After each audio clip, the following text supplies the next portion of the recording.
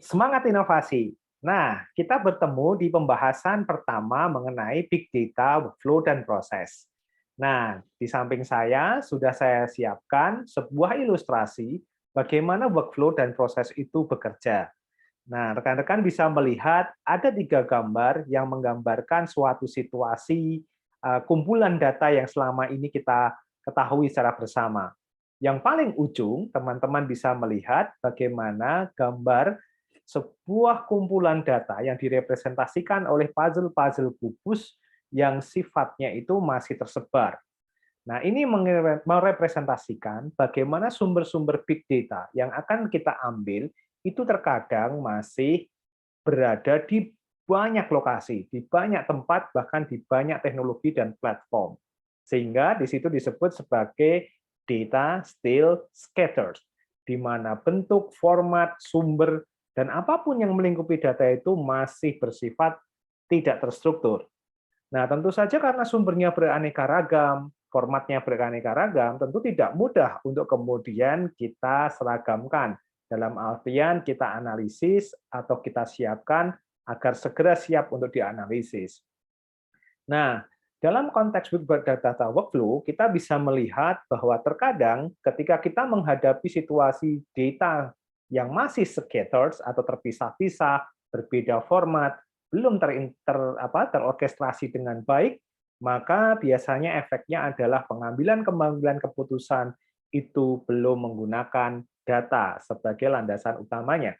Nah, ini yang menyebabkan kenapa seringkali kita melihat dalam suatu kapasitas organisasi sering terjadi kesalahan pengambilan keputusan, dan efeknya baru dirasakan setelah beberapa tahun berikutnya. Nah, gambar pertama ini menunjukkan bagaimana sulitnya kita mengintegrasikan dan mengorkestrasikan data menjadi satu dan kemudian bisa mendukung untuk pengambilan keputusan yang bagus. Nah, kemudian big data sebenarnya berusaha, yang terpenting pertama adalah sumber-sumber data yang masih dari berasal entah berantah ini dengan format yang bermacam-macam itu dikoleksi terlebih dahulu, atau bahasa saya dikoleksi terlebih dahulu, sehingga kita punya kemampuan untuk menangkap dan mengakomodasi semua data. Nah, seringkali jebakan yang paling krusial dalam implementasi big data adalah kita selalu berpikir semuanya selalu harus sudah langsung bisa dianalisis.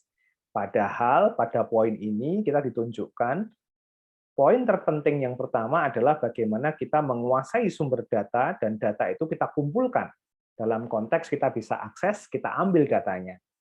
Nah, berikutnya adalah upaya kita dalam menggunakan big data adalah bagaimana big data ini membantu kita dari situasi kubus yang masih terpuzzle-puzzle tidak jelas ini, kita mulai bentuk polanya dan kita susun orkestrasinya. Nah, ini seperti konduktor musik ketika kita mengenal nada, mengenal semua peralatan instrumen orkestra itu sudah kita kumpulkan, baru kita berpikir bagaimana partiturnya agar kemudian menghasilkan sebuah lantunan orkestra yang sangat indah. Itu yang dilakukan oleh big data. Bagaimana data itu yang kita kumpulkan, sumber kita identifikasi, kita coba kita atur bagaimana aliran datanya itu, apakah data akan kita ambil secara real time, atau kita kemudian ambil secara batch, atau sebaliknya, kita ambil dengan kombinasi di antara real time dan batch. Nah, tentu saja ini menjadi tantangan karena terkadang sumber data itu tidak terstandarisasi. Suka-suka pembuatnya, suka-suka pengembangnya, dan seterusnya.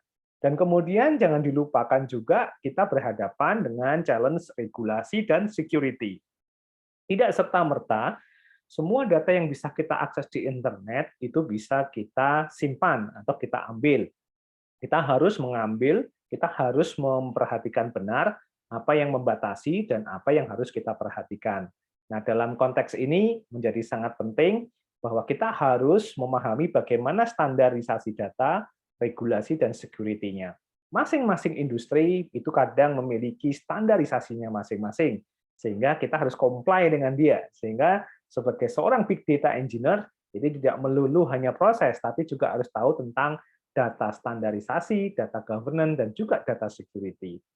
Nah, pada konteks ini, kita kemudian ter-challenge karena kemudian kita berhadapan dengan challenge tadi, sehingga solusi untuk melakukan data gathering atau kita mengumpulkan data tidak hanya menggunakan teknologi hanya satu teknologi semata, tapi kadang kita harus menggunakan beberapa teknologi yang kita kombinasikan.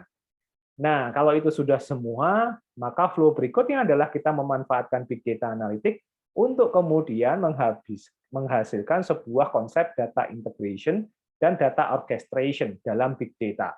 Sehingga nanti kita punya kemampuan AI-based and data-driven policy. Nah, konsep ini menjadi penting karena ini akan menjadi workflow basic dari bagaimana big data itu bekerja. Seringkali kita hanya berfokus pada bagaimana mengalirkan proses itu dari input, kemudian diproses dan menghasilkan output. Meskipun itu tidak salah, tetapi kita perlu melihat secara lebih strategik bahwa konsep dari big data itu mengumpulkan sesuatu yang terpisah, kemudian kita men-challenge beberapa isu tentang standarisasi, regulasi, dan security, dan kemudian kita mengintegrasikan dan mengorkestrasikan data, sehingga kita baru bisa mempunyai fondasi untuk menghasilkan AI-based and data-driven policy yang bagus berbasis big data. Nah, ini adalah konsep workflow besar dari big data yang biasanya diimplementasikan di banyak perusahaan besar maupun di instansi-instansi strategik yang ada.